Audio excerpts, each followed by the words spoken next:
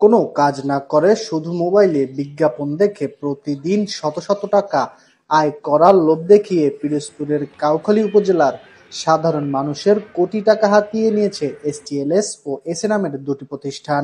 এ প্রতিষ্ঠান দুটি multilevel marketing বা এমএলএম মডেলে ব্যবসা করত। অ্যাপের মাধ্যমে এসটিএলএস ও এসএ প্রতিষ্ঠান দুটিতে কাউখালী উপজেলার বিভিন্ন স্কুলের শিক্ষক, শিক্ষার্থী, ব্যবসায়ী, জনপ্রতিনিধি সহ ৫ শতাধিক সাধারণ মানুষ বিনিয়োগ করেছিলেন।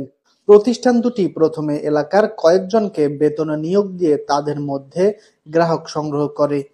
তাদের টার্গেট পূরণ হয়ে যাওয়ায় গত ১৫ দিন ধরে উধাও হয়ে যায় এসটিএলএস ও এসএ প্রতিষ্ঠানের এই অ্যাপটি। এক রাতেই সর্বশান্ত হয়ে যায় কাউখালী উপজেলার প্রায় ৫ শতাধিক মানুষ।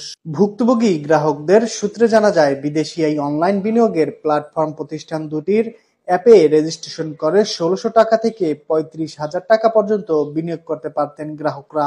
এসটিএলএস এর যেসব গ্রাহক ২২০০ টাকা দিয়ে রেজিস্ট্রেশন করতেন, তারা প্রতিদিন ৫টি ভিডিও বিজ্ঞাপন দেখে ৭৫ টাকা, ১০,০০০ টাকা বিনিয়োগে ১০টি ভিডিও দেখে ৩৭৫ টাকা, ৩৫,০০০ টাকা বিনিয়োগে ১৫টি ভিডিও দেখে ১২৭৫ টাকা আয় করতেন। একইভাবে এসএ অ্যাপে ১৬০০ টাকা দিয়ে রেজিস্ট্রেশন করলে প্রতিদিন ১০টি বিজ্ঞাপন ভিডিও দেখে ৫৫ টাকা, ৮,৭০০ টাকায় ২০টি ভিডিও দেখে ৩২০ টাকা, ২৯,৭০০ টাকায় ৩০টি ভিডিও দেখে ১১২০ টাকা আয় করতেন।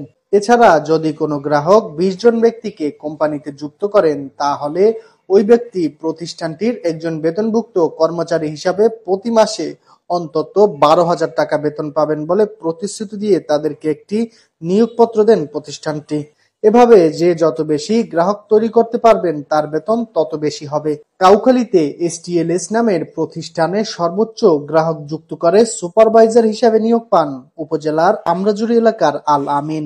তার নির্ধারিত বেতন ছিল মাসে ৭৫,০০০ টাকা। এছাড়াও তিনি প্রতি মাসে গ্রাহকের আয় থেকেও একটা কমিশন পেতেন।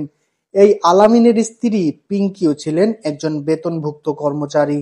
মূলত এরাই প্রথমে কাউখালীর সাধারণ মানুষকে প্রলোভন দেখিয়ে অনলাইন অ্যাপে বিনিয়োগে উদ্বুদ্ধ করেন। এদের মতো উপজেলায় ১৫-২০ জনকে বেতনভুক্ত কর্মচারী হিসাবে নিয়োগ দেন প্রতিষ্ঠান দুটি। এরা গ্রাহকদের লোভের ফাঁদে ফেলে অ্যাপটি প্রান্তিক অঞ্চল পর্যন্ত নিয়ে যায়। তাদের ফাঁদে পড়ে উপজেলার শিক্ষক, শিক্ষার্থী, ব্যবসায়ী, সরকারি বেসরকারি কর্মচারী, জনপ্রতিনিধি, দিনমজুর সহ বিভিন্ন পেশার সাধারণ মানুষ বিনিয়োগ করেন।